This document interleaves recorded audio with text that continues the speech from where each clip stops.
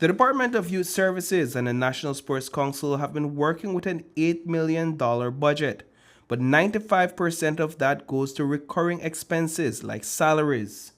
This leaves just 5% for youth and sports development, which Minister of State Devin Daly and youth advocates say is far from enough. One proposed solution is to increase the budget allocation for the next fiscal year to better support these crucial programs. Before we look at an increase in budget, we have to look at the reality of what we can do with this money. And the only thing that I can say at this time is that more monies need to go into facility development and also sport and youth development. And I know that's something that both directors believe and agree with. So if the ministers believe this, the directors agree with this, then the necessary changes need to be made. According to the Public Service Union, these changes will likely result in a 33% staff cut between the two entities.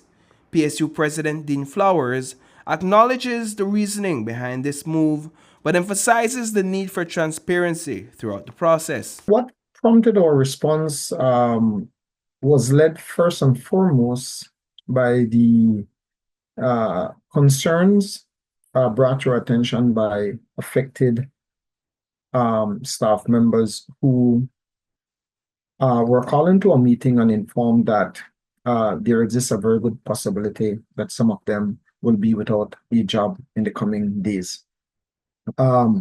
We do have members, particularly in the Department of Youth Services. We do recognize the rationale. I think that it is no secret that across the public service, there is great inefficiencies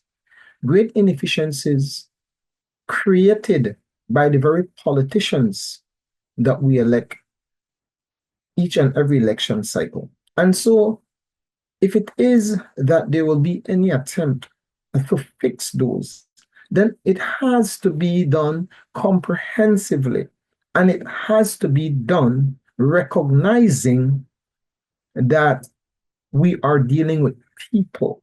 The union argues that letting go 100 employees without first tackling the long-standing inefficiencies, alleged corruption, and potential ghost workers would be detrimental. The term ghost workers would have become famous, I believe, maybe eight years ago, when we recognized that where the government payroll is concerned, a lot of people are on the payroll who have not worked a day in the public service. There are files within certain ministries and departments that simply has an employment letter in there. These are files that were opened years ago. These are people who are on the payroll. It has an employment letter that approval has been given for the hiring of John X. John X does not take vacation leave. John X does not take sick leave.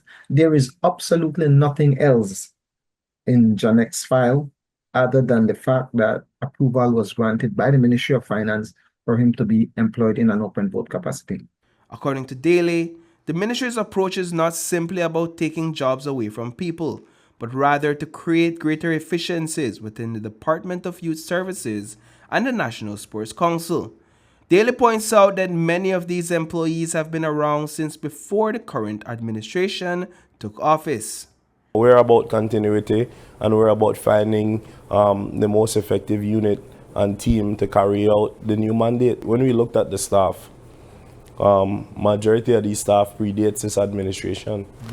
I must say, we have staff that's there for 20-something years, 15-something years, and that's the majority at both of the organizations.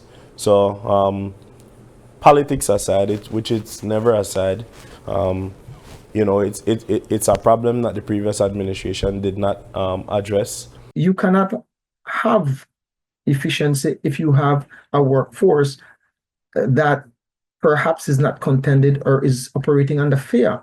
And so there must be a consultation There must be inclusion in the decision-making process so that we have better buy-in. But also there must be the safeguarding of people's livelihoods to the greatest extent that we possibly can preserve that. And so I think that is the angle that we are coming from. We are not here to try to, in any way, shape, or form, stop the necessary overhaul that is needed within these two departments or the wider public service on a whole. But we believe that the approach that is being taken is not in line with best human resource practices. Reporting for News 5, I am Paul Lopez.